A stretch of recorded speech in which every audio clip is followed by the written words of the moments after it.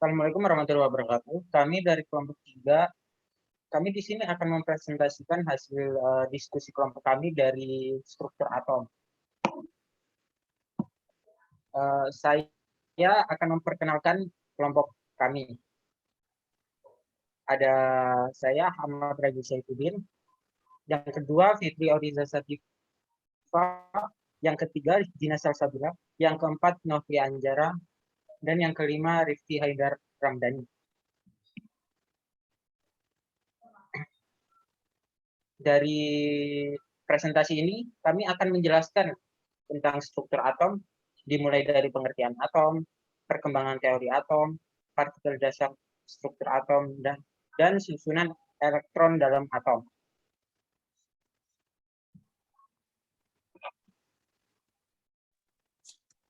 Pengertian atom.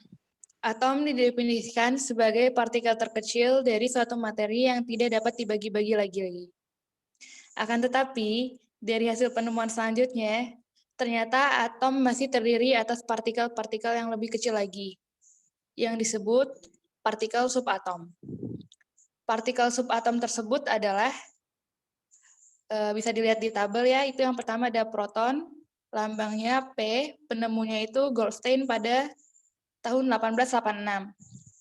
Massa dari proton ini 1,00728, bisa dilihat selanjutannya. Terus yang kedua ada neutron, lambangnya N, ditemukan oleh J. Chadwick pada tahun 1932. Untuk massanya bisa dilihat sendiri. Yang terakhir ada elektron dengan lambang E, penemunya J. Thomson pada tahun 1897.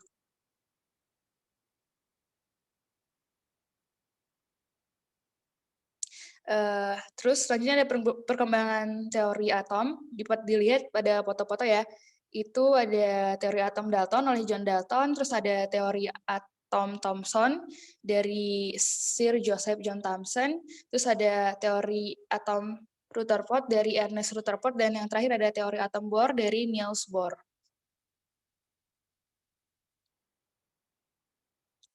Terus teori atom Dalton dari penemunya itu John Dalton. Teori atom Dalton didasarkan pada dua hukum, yaitu hukum Lavoisier atau hukum kekekalan massa dan hukum Proust atau hukum susunan tetap.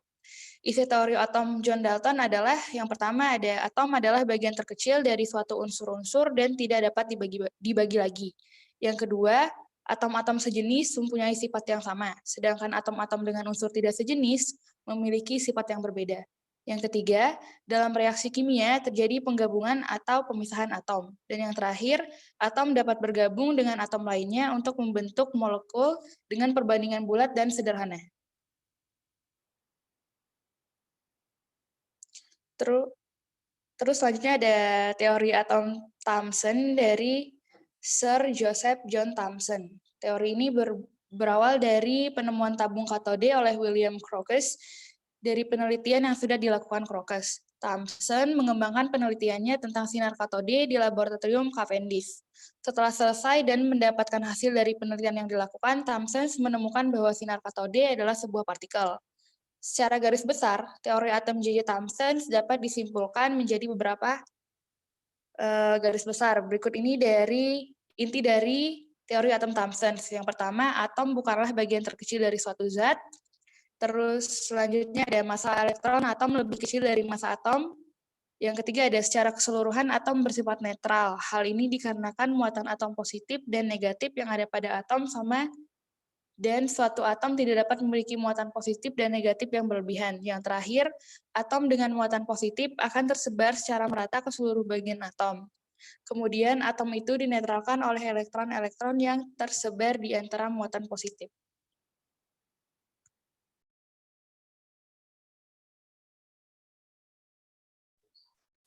Oke, kemudian saya lanjutkan teori atom Rutherford dari Ernest Rutherford. Rutherford dan kedua asistennya menemukan inti atom pada tahun 1910. Inti atom memiliki jari-jari yang lebih kecil dari jari-jari atomnya. Teori yang ditemukan oleh Rutherford berasal dari eksperimen penembakan inti atom lempengan emas dengan partikel alfa, sebuah partikel dengan massa 4 kali massa atom hidrogen dan muatan positif sebesar 2 kali muatan elektron. Eksperimen ini dinamakan Geiger-Marsden. Penamaan eksperimen ini diambil dari 2 murid Rutherford, yaitu Hans Geiger dan Ernest Marsden. Berikut beberapa inti atau garis besar dari teori atom Rutherford.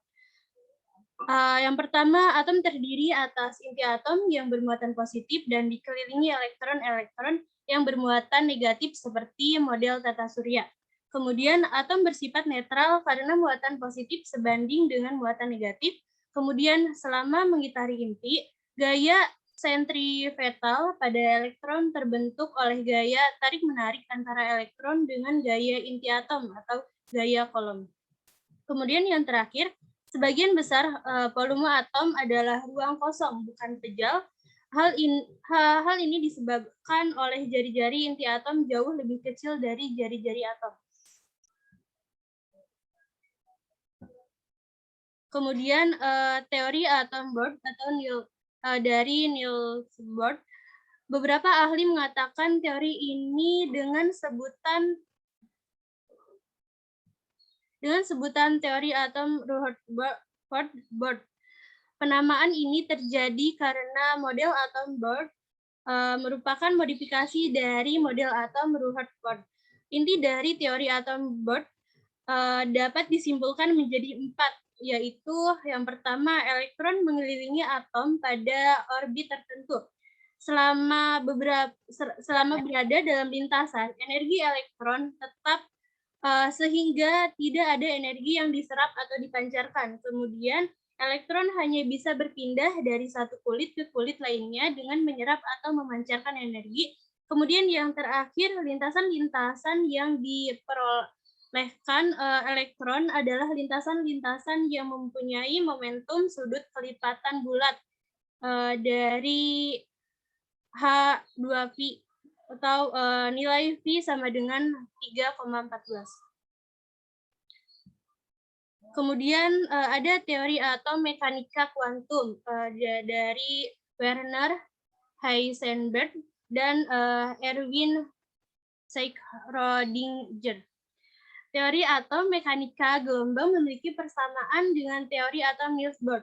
Dalam hal tingkat-tingkat energi atau kulit-kulit atom, tetapi berbeda dalam hal bentuk lintasan elektronnya.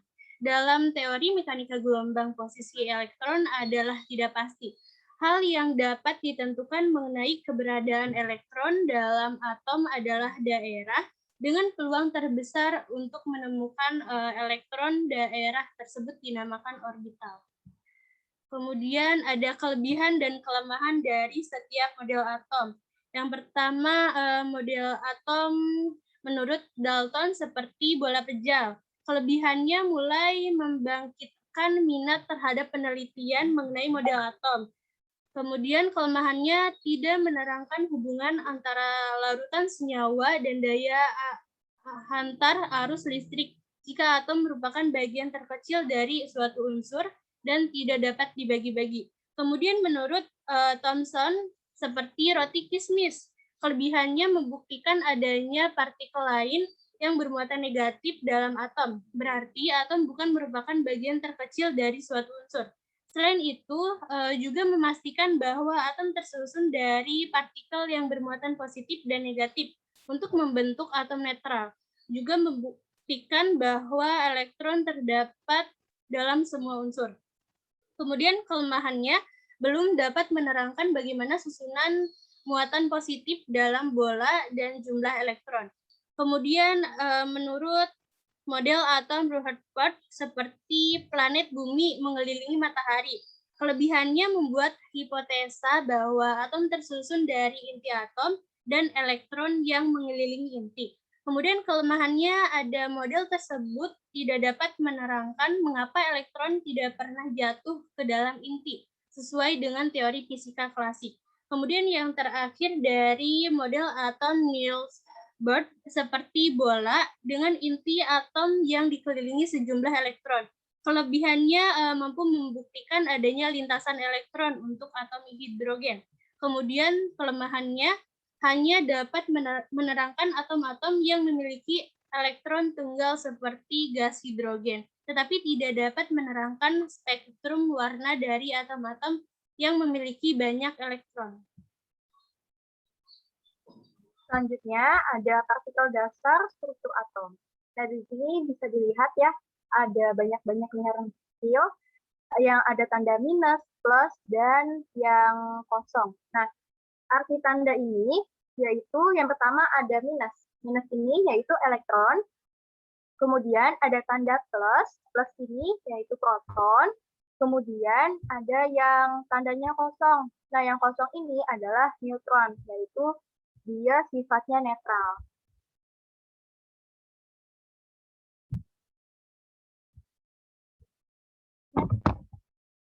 Yang pertama ada elektron. Diketahui bahwa penemu dari elektron adalah J.J. Thomson melalui percobaan sinar katode. Sedangkan untuk muatan elektron sendiri ditemukan oleh Robert Milton melalui percobaan tetesan halus minyak. Nah, berdasarkan hasil percobaan tersebut, Thomson dan Milton ini didapatkan muatan elektron -1 dan massa elektron sama dengan 0. Sehingga elektron dilambangkan dengan E-10. Kemudian ada proton. Nah, pada proton ini ditemukan oleh Eugen Goldstein melalui percobaan sinar katode yang telah dimodifikasi. Setelah melakukan percobaan ini, ditemukan bahwa gas hidrogen menghasilkan sinar bermuatan positif yang paling kecil masanya maupun muatannya, sehingga partikel ini disebut dengan proton. Di mana proton memiliki muatan +1 dan masanya sama dengan 1 SMA atau satuan muatan atom. Kemudian yang terakhir ada neutron. Nah, penemu neutron ini adalah James Chadwick melalui percobaan menembaki atom berilium dengan sinar alfa atau A. Dari percobaan ini didapatkan bahwa partikel yang menimbulkan radiasi berdaya tembus tinggi memiliki sifat netral atau bisa dikatakan tidak bermuatan, serta memiliki massa yang hampir sama dengan proton, yaitu 1. Oleh karena itu, partikel ini disebut dengan neutron dengan muatan sama dengan 0. Nah, di sini ada nomor atom dan nomor massa. Di sini ada A, X, Z. Nah, A ini adalah nomor massa. Nomor massa sendiri yaitu jumlah proton ditambah neutron dalam inti atomnya. Kemudian X ini adalah lambang unsurnya. Kemudian Z itu adalah nomor atom atau jumlah proton dalam inti atom.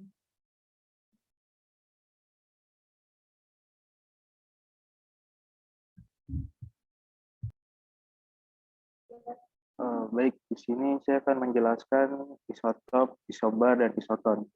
Yang pertama ada isotop. Isotop adalah unsur-unsur yang mempunyai nomor atom sama, tetapi nomor massanya berbeda. Misalnya bisa dilihat di gambar, ada 13, 12. Nah, di 14, 13, 12 ini membuktikan bahwa nomor massanya berbeda, tapi nomor atomnya sama, yakni 6, 6, 6, 6. Dengan kata lain, isotop merupakan unsur-unsur sejenis yang memiliki jumlah proton sama, tetapi jumlah neutron berbeda. Next.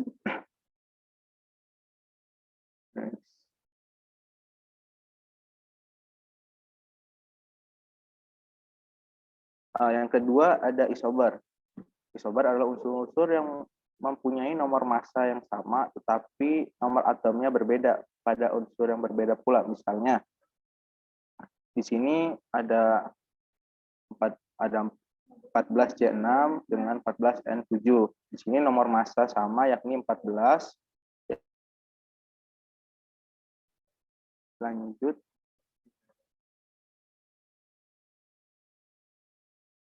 Next.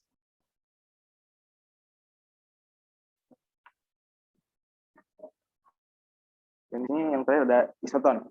Isoton adalah unsur-unsur yang mempunyai jumlah neutron sama. Misalnya seperti yang bisa dilihat di gambar, 14C6 dengan 15N7. Di sini neutronnya 14 dikurang 6 hasilnya 8, dan neutronnya di sini 15 dikurang 7 hasilnya tetap 8. Jadi jumlahnya tetap sama gitu. Di sini jumlahnya adalah 8. Jumlah neutron masing-masing unsur di atas ada 8, sehingga kedua unsur tersebut termasuk dalam kelompok isoton. Isoton terjadi pada unsur-unsur yang berbeda. Next.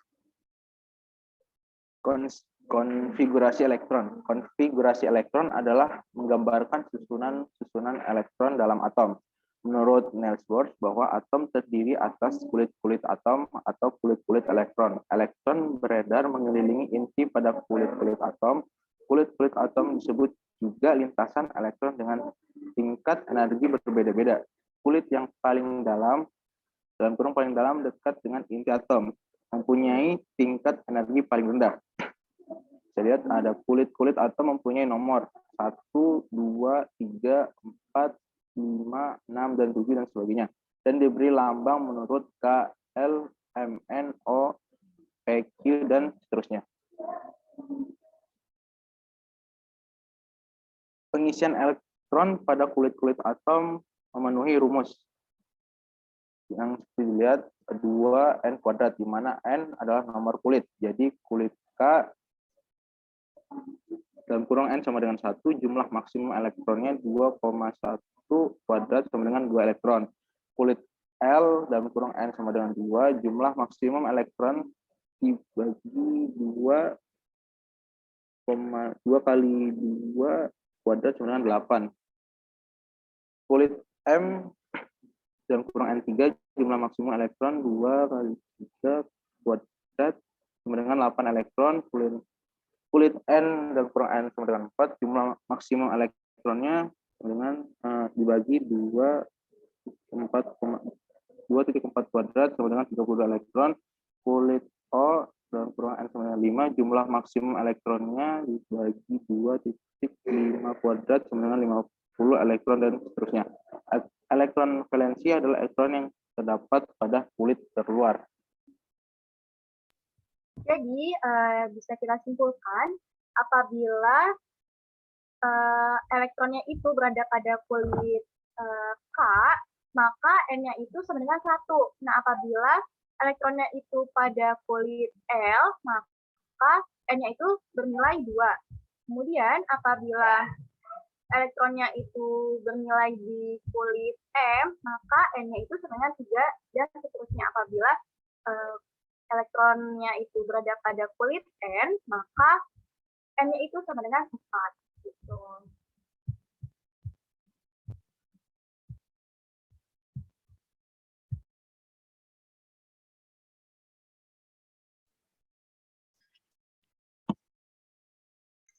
Sekian dari presentasi dari kelompok kami. Jika ada kekurangan dan kesalahan kata, kami mohon maaf. Wabillahi taufiq wal hidayah. Wassalamualaikum warahmatullahi wabarakatuh.